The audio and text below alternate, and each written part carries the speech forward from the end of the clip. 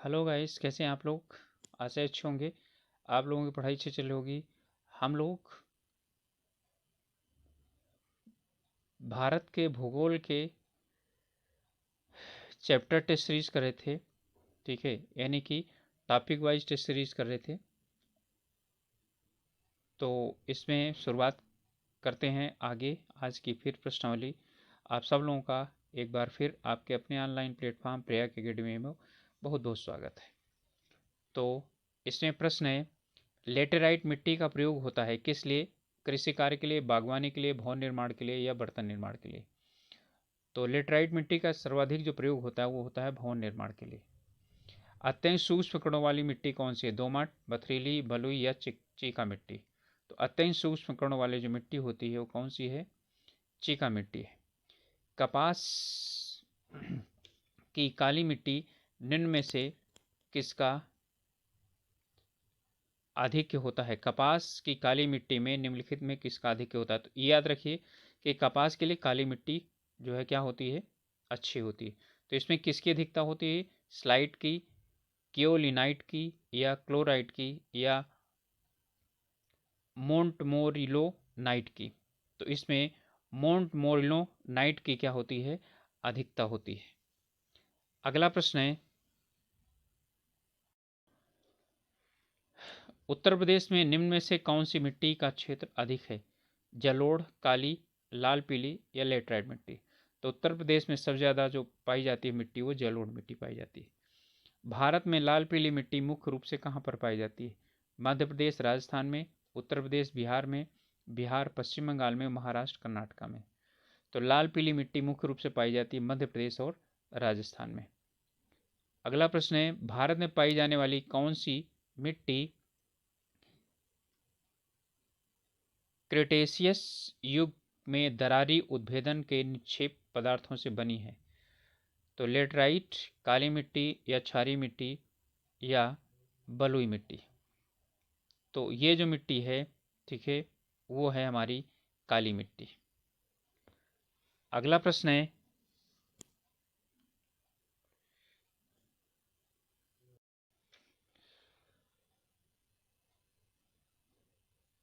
Tarot रोजा मृदा निम्नलिखित में से कौन सी फसल संबंधित है? यानी कि टेरो रोजा मृदा से कौन सी जो फसल है वो संबंधित है? चाय, काफी, गन्ना या कपास? तो टेरो रोजा मृदा से संबंधित जो फसल है वो कौन सी है? काफी है। लेटराइट मिट्टी निम्नलिखित में से कौन सी फसल संबंधित है? यानी लेटराइट मिट्टी में कौन सी फसल सबसे अच्छी पाई जाती है? गेहूं, चावल, बागवानी फसलें या कपास? तो इसमें है लेटराइट मिट्टी बागवानी फसलों के लिए क्या होती है? बहुत अच्छी होती है। अगला प्रश्न है, भारत में चंदन की लकड़ी के वन सर्वाधिक कहाँ पाए जाते हैं? असम की पहाड़ी में, शिवालिक की पहाड़ी में, नीलगिरी की पहाड़ियों में या सतपुड़ा की पहाड़ियों में? तो आसाम, शिवालिक, नीलगिरी या सतपुड़ा की पहाड़ियों में? तो कहाँ पर पाए जाते हैं? यहाँ पर हमें दिया हुआ है, तो यहाँ पर कौन सा हो जाएगा? नीलगिरी की पहाड़ियों पर चंदन की लकड़ी के वन पाए जाते हैं। निम्नलिखित में से निम्न प्रकार की प्राकृतिक वनस्पति पर विचार कीजिए। पर्णपाती वन, कटीली झाड़ियाँ, सदाबहार वन, छितराए हुए वृक्षों से संयुक्त घास के मैदान? अब कह रहा है कि यहाँ पर क्या करना है कि प्राकृतिक वनस्पति पर विचार कीजिए। ये इनको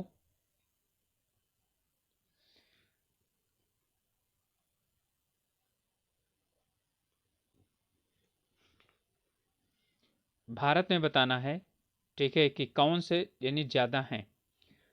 तो यहाँ पर यानी कि सबसे ज़्यादा क्या है? कटीली झाड़ियाँ, फिर छितराए हुए वृक्षों से युक्त घास के मैदान, फिर है पर्णपाती वन और फिर सदाबहार वन। तो सदाबहार वन यानी कि काफ़ी कम क्षेत्रफल में पाए जाते हैं। तो क्षेत्रफल के अनुसार क्या कर रहा था, पूछ रहा था, तो हमारा हो जाएगा 2, 4, 1 और 3। ठीक है, ये उत्तर हो जाएगा। अगला प्रश्न है, निम्नलिखित में से किस राज्य में सामान्यतः लेटराइट मिट्टी का विस्तार पाया जाता है? पंजाब, कर्नाटक, उत्तर प्रदेश या पश्चिम बंगाल? तो कहाँ पर पाया जाता है? कर्नाटक में पाया जाता है। काली मिट्टी के संबंध में निम्नलिखित में से कौन सा कथन असत्य है? काली मिट्टी कपास की वृद्धि के लिए आदर्श होती है, बिल्कुल सही है। इसमें आर्द्रता को अधिक समय तक धारण करने की क्षमता होती है, ये भी बिल्कुल सही है। सूखने पर काली मिट्टी में दरारें पड़ जाती हैं, इसकी जुताई अधिक करनी पड़ती है, जुलाई नहीं जुताई अधिक करनी पड़ती है। तो क्या है? ये डी वाला ही गलत है। सूखने पर काली मिट्टी में दरारें पड़ जाती हैं, ये भी सही है। इसकी जुताई अधिक करनी पड़ती है, ये जो है यानी कि गलत है। अगला है, लेटराइट मिट्टी का निर्माण हेतु उत्तरदायी है कौन? जलोढ़ का निक्षेपण, लोयस का निक्षेपण या सघन वानस्पतिक आवरण या अपक्षालन एवं केशिका प्रक्रिया? तो लेटराइट मिट्टी जो है वो अपक्षालन एवं केशिका प्रक्रिया के कारण ही क्या होती है? निर्मित होती है। अगला प्रश्न है, निम्नलिखित में से कौन सा कथन असत्य है? उत्तरी मैदान में मिट्टी निक्षेप से उत्तरी मैदान मिट्टी निक्षेपण से बना हुआ है, बिल्कुल। खादर मिट्टियाँ पीडमोंट मैदान में पाई जाती हैं। तमिलनाडु और आंध्र प्रदेश में लाल मिट्टी पाई जाती है। स्थानांतरित कृषि के द्वारा मिट्टी की उर्वरता एवं नमी में वृद्धि होती है। तो क्या चीज़ हो जाएगा? यही वाला सही गलत है, हमारा उत्तर ही हो जाएगा। तो स्थानांतरित के द्वारा मिट्टी की उर्वरता एवं नमी में वृद्धि होती है, ये बिल्कुल गलत है। अगला प्रश्न कह रहा है कि इनमें से सुमेलित नहीं है, कौन सा सुमेलित नहीं है? तो जलोढ़, नदी बेसिन और नदी यानी कि उसमें तटीय मैदान, लाल मिट्टी पठार सीमांत प्रदेश, लेटराइट मिट्टी पठार एवं उच्च भूमि और काली मिट्टी तटीय मैदानी क्षेत्र। तो इनमें कौन सा सही सुमेलित नहीं है? तो काली मिट्टी तटीय मैदानी क्षेत्रों में नहीं पाई जाती, ये क्या है? ये सुमेलित नहीं है। अगला प्रश्न है, भारत में किस मिट्टी का विस्तार सर्वाधिक क्षेत्रफल में है? काली, जलोढ़, लेटराइट और लाल मिट्टी। तो कहाँ जलोढ़ मिट्टी का सर्वाधिक क्षेत्रफल में विस्तार है? अगला है, भारत के उत्तरी मैदान में किस मिट्टी का विस्तार अधिकतम है? काली, जलोढ़, लेटराइट और लाल दोमट। तो कौन सी है? जलोढ़ मिट्टी। अगला प्रश्न है, निम्नांकित में से कौन सा वृक्ष उष्ण कटिबंधीय आर्द्र पतझड़ वनों में नहीं मिलता? साल, सारद्वारान, शीशम और महोगनी। तो उष्णकटिबंधीय आर्द्र पतझड़ में महोगनी वृक्ष नहीं पाया जाता। उष्णकटिबंधीय आर्द्र सदाबहार वन पाए जाते हैं अरावली, शिलांग, शिवालिक और प्रायद्वीपीय पठार में। तो सदाबहार वन पाए जाते हैं शिलांग के पठार में पाए जाते हैं। जानते हैं आप लोग, उधर की तरफ बारिश काफ़ी ज़्यादा होती है। इनमें से कौन सा सुमेलित नहीं है? बांस आसाम, चंदर जम्मू कश्मीर, रोजवुड उड़ीसा, देवदार हिमाचल प्रदेश। आसाम में बांस पाए जाते हैं, बिल्कुल। चंदन जम्मू कश्मीर, रोजवुड यही है, रोजवुड उड़ीसा, ये सुमेलित नहीं है। अगला प्रश्न है, भारत के दक्षिणी प्रायद्वीपीय पठार पर मिलने वाली वनस्पतियों पर निम्नलिखित में से किस कारक का सर्वाधिक प्रभाव पड़ता है? मिट्टी का, ऊंचाई का, या वर्षा का, या भूमध्य रेखा से दूरी का? तो इसमें दक्षिण प्रायद्वीपीय पठार की बात कर रहा है। तो इसमें दक्षिण प्रायद्वीपीय पठार में सर्वाधिक जो वनस्पतियां हैं उसका प्रभाव पड़ता है। तो वनस्पतियों में सर्वाधिक प्रभाव पड़ता है वर्षा का। भारत में मैंग्रोव वनस्पतियों का सर्वाधिक विस्तार किस राज्य में है? गोवा, पश्चिम बंगाल, आंध्र प्रदेश, उड़ीसा। अच्छी तरह से आप लोग जानते हैं सुंदरी। तो सुंदरवन का डेल्टा कहाँ पर है? पश्चिम बंगाल में। भारत में चंदन के वृक्ष सर्वाधिक किस राज्य में पाए जाते हैं? केरल, कर्नाटक, असम या मध्य प्रदेश। तो कहाँ है? कर्नाटक में। कर्नाटक और तमिलनाडु में पाए जाते हैं। ठीक है। अगला प्रश्न है, पीट मिट्टी के संदर्भ में निम्नलिखित में से कौन सा कथन असत्य है? लौह ऑक्साइड की उपस्थिति से इसका रंग लाल होता है, ये बिल्कुल सही है। ये शुष्क और आर्द्र क्षेत्रों में पाई जाती हैं। ये भी सही है। ये अधिकांशतः तमिलनाडु और आंध्र प्रदेश में पाई जाती हैं, ये भी सही है। ये मिट्टियाँ नदी घाटियों में पाई जाती हैं, ये गलत है। नदी घाटियों में ये मिट्टियाँ नहीं पाई जाती हैं। तो उत्तर हमारा हो जाएगा कौन सा सत्य है, डी। इनमें से कौन सा कथन सत्य है? मैंग्रोव वनस्पति लवणीय जल में उगती है, बिल्कुल सही है। भारत में सदा हरित यानी सदाबहार वनस्पतियां 200 सेंटीमीटर से अधिक वार्षिक वर्षा वाले क्षेत्रों में उगती हैं, बिल्कुल सही है। यूफोर्बिया उष्णकटिबंधीय कटीले वनों का वृक्ष है, सही है। उष्णकटिबंधीय सदाहरित वनों का मुख्य वृक्ष अर्जुन है, ये जो है ये गलत है। कमेंट करके आप मुझे कमेंट में बताइए कि उष्णकटिबंधीय सदाहरित वनों में का प्रमुख वृक्ष कौन सा है। इनमें से कौन सा कथन असत्य है? सुंदर वृक्षों की लकड़ी का उपयोग जलाने तथा नावों के निर्माण के लिए किया जाता है, बिल्कुल किया जाता है क्योंकि उसके नज़दीक है ये। सागौन की लकड़ी का उपयोग रेलवे, वैगन, जहाज और फर्नीचर बनाने में किया जाता है, ये भी सही है। सागौन की लकड़ी में दीमक नहीं लगता है, ये भी सही है। सुंदरी वृक्ष की लकड़ी का उपयोग कागज और लुगदी बनाने में किया जाता है, ये गलत है। ठीक है, तो हमारा यही वाला उत्तर हो जाएगा, ये क्या है, गलत है। अगला प्रश्न है, भारत का मूल वानस्पतिक आवरण है सवाना के प्रकार का, प्रेरी के प्रकार का, मुलायम लकड़ी के वनों का, या कठोर लकड़ी के वनों का। यानी कि कुल मिलाकर के हम भारत के वनों का प्रकार जानना चाहें तो किस प्रकार का है, तो यह है कठोर लकड़ी वाले वनों का। पीट मिट्टी मुख्यतः पाई जाती है कहाँ पर? कश्मीर में, केरल में, राजस्थान में या गुजरात में। तो ये कहाँ पर पाई जाती है? मुख्यतः केरल में पाई जाती है। अगला प्रश्न है, कुल भौगोलिक क्षेत्रफल का सर्वाधिक प्रतिशत वनाच्छादित है तो कौन सा है? वो अरुणाचल प्रदेश है। सर्वाधिक क्षेत्रफल में पाए जाते हैं मध्य प्रदेश में वन। पश्चिमी घाट की महत्वपूर्ण वनस्पति कौन सी? चंदन, देवदार, चीड़ या सागौन। तो यहाँ की जो यानी कि पश्चिमी घाट की सर्वाधिक महत्वपूर्ण वनस्पति है वो है सागौन। निम्नलिखित राज्यों में केंद्र शासित प्रदेशों में से प्राकृतिक वनों के आच्छादित उच्चतम प्रतिशत का भौगोलिक क्षेत्र कहाँ पर है? अंडमान निकोबार, मेघालय, अरुणाचल प्रदेश या मध्य प्रदेश। ठीक है, तो कौन सा है? अभी इसी का ही उत्तर आया था ऊपर, अरुणाचल प्रदेश, तो अरुणाचल प्रदेश है।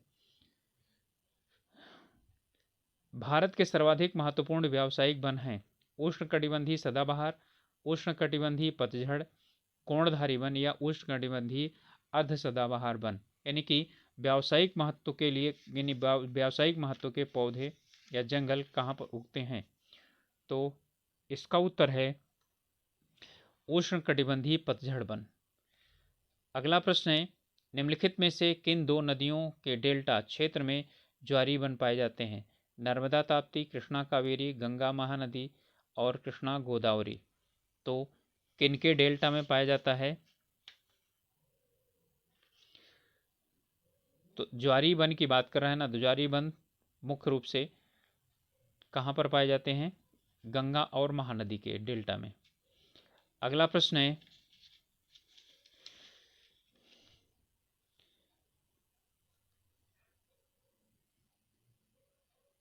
पश्चिमी घाट में पाई जाने वाली वनस्पति किस प्रकार की है? सदाहरित, अल्पाइन, सवाना या पर्णपाती।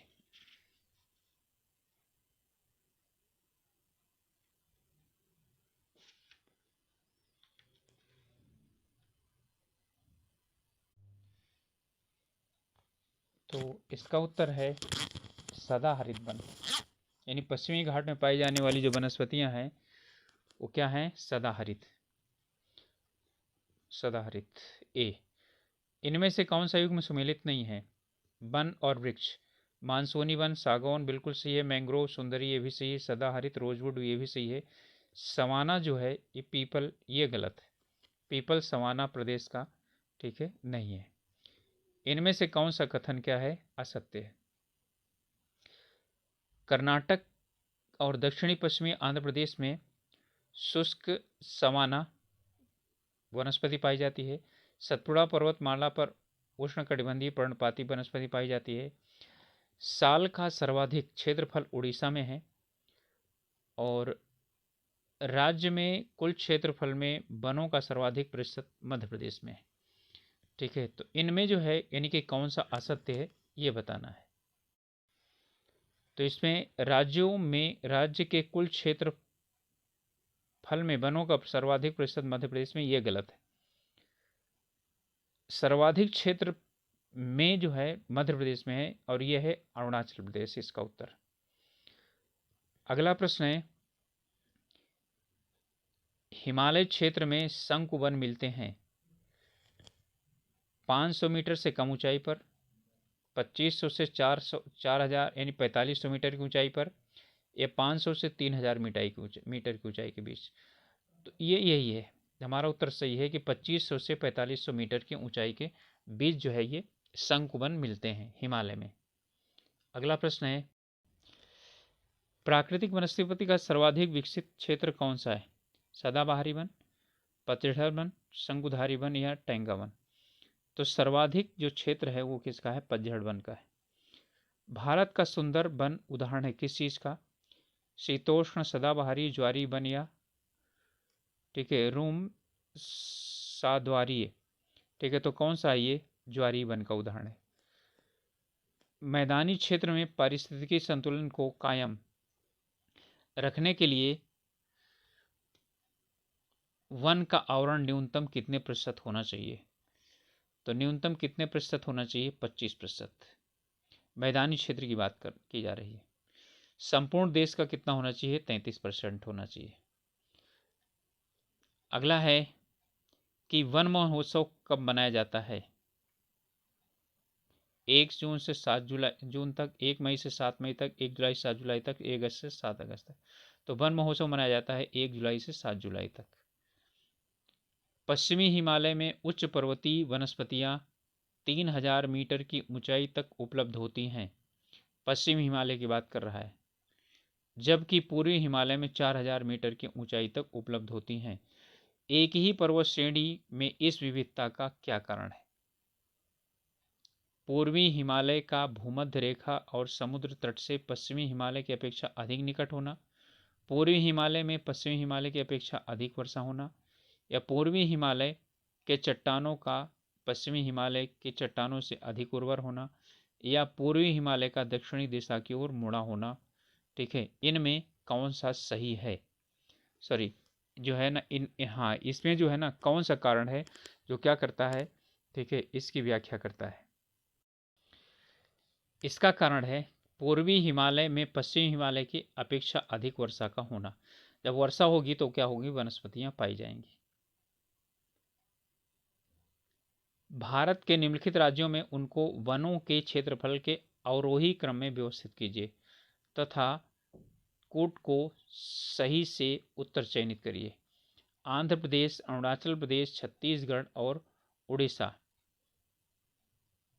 तो 1 3 4 2 यानी आंध्र प्रदेश, उड़ीसा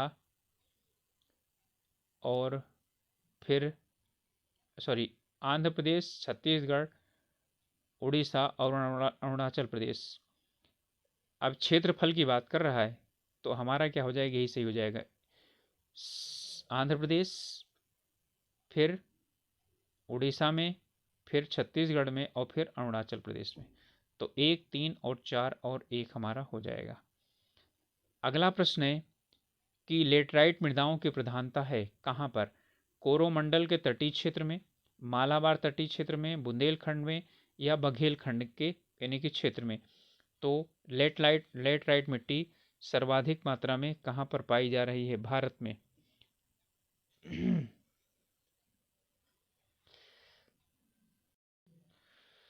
तो हमारा उत्तर होगा ठीक है बघेलखंड। बघेलखंड में जो है लेटराइट मृदाओं की प्रधानता है। अगला प्रश्न है, भारत के कुछ भागों की यात्रा करते हुए आप देखें कि कहीं कहीं लाल मिट्टी पाई जाती है। मिट्टी के इस रंग का प्रमुख कारण क्या है? मैग्नीशियम की बहुलता, संचित ह्यूमस, फेरिक ऑक्साइड की विद्यमानता या फास्फेट की बहुलता? इसमें कौन सा उत्तर है? तो लाल रंग लौह तत्व के कारण होता है। तो लौह तत्व किसमें पाया जाता है? यानी लौह तत्व फेरिक ऑक्साइड होता है।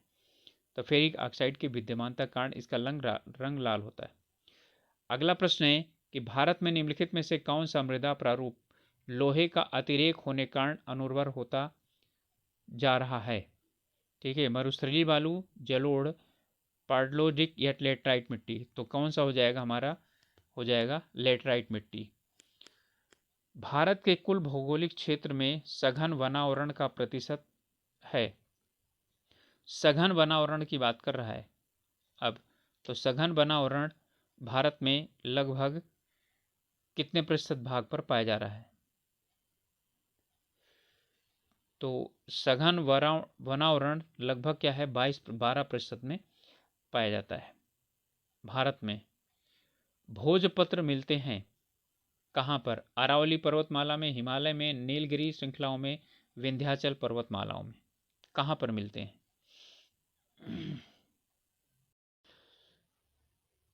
तो ये मिलते हैं, ठीक है, हिमालय में। निम्नलिखित में से तत्वतः कौन सी एक हिमालयी वनस्पति की जाति नहीं है? जूनिपर, महोगनी, सिल्वर और स्प्रूस। तो हिमालयी वनस्पति कौन सी नहीं है? वो महोगनी नहीं है।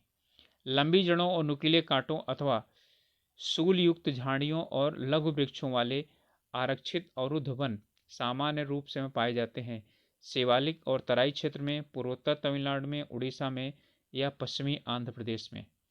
तो ये कहाँ पर पाए जाते हैं? तो ये पाए जाते हैं पश्चिमी आंध्र प्रदेश में।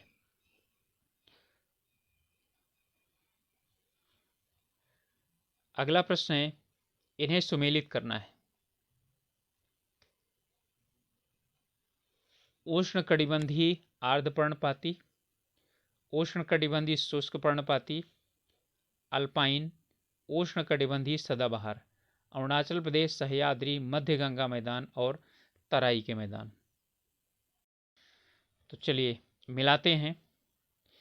उष्णकटिबंधीय आर्द्र पर्णपाती जो वन पाए जाते हैं वो कहाँ पर पाए जाते हैं? मध्य जो है ना, तराई क्षेत्र में पाए जाते हैं। आर्द्र पर्णपाती की बात कर रहा है। उष्णकटिबंधीय शुष्क पर्णपाती गंगा के मैदान में। अल्पाइन अरुणाचल प्रदेश में। उष्णकटिबंधीय सदाबहार कहाँ पर पाए जाते हैं? सह्याद्री में पाए जाते हैं। तो हमारा हो जाएगा 4 और 3, 1 और 2। तो 4, 3, 1 और 2, 4, 3, 1 और 2, ये किसमें हमारा? ये ए में है, तो उत्तर हो जाएगा ए। अगला प्रश्न है, निम्नलिखित में से आग का जंगल की आग कहा जाता है किसे? बोहनिया वेरीगेटा को, जेकेरांडा मेसोसाफिलिया को, या ब्यूटिया मेनोस्पर्मा को, या टेक्नो ग्रांडिस को। जंगल की आग का मतलब है इसका जो फूल होता है वो पूरा क्या होता है? लाल लाल रंग का होता है। तो ये ब्यूटिया मोनोस्पर्मा को कहा जाता है। भारत में निम्नलिखित में से किस प्रकार का वन सर्वाधिक बृहद क्षेत्र में पाया जाता है?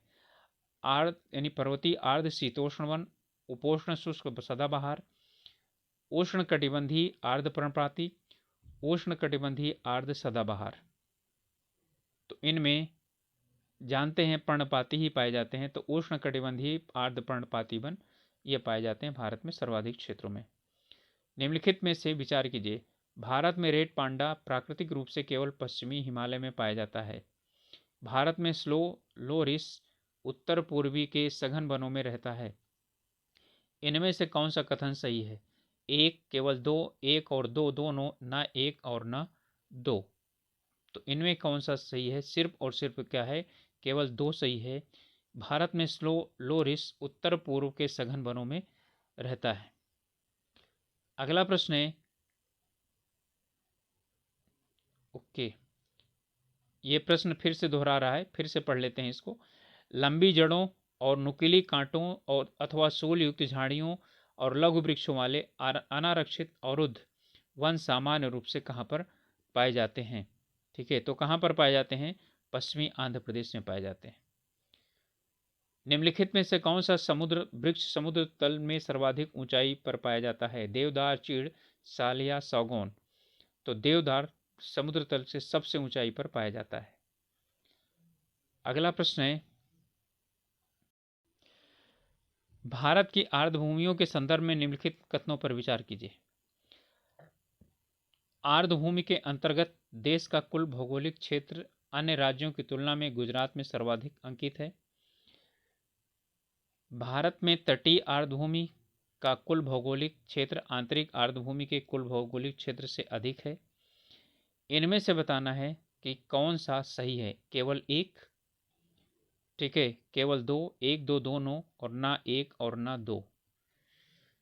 तो इसमें केवल एक सही है। आर्द्रभूमि के अंतर्गत कुल भौगोलिक क्षेत्र का गुजरात में सबसे अधिक है, तो केवल एक सही है। अगला प्रश्न है, भारत के निम्न राज्यों में से किसमें सागौन का वन पाए जाते हैं? तो मध्य प्रदेश, उत्तर प्रदेश, झारखंड और कर्नाटक। उत्तर प्रदेश में तो पाए नहीं जाते, तो कहाँ पर पाए जाते हैं? मध्य प्रदेश में। तो स्टूडेंट्स, ये थे हमारे आज के भारत के भौगोलिक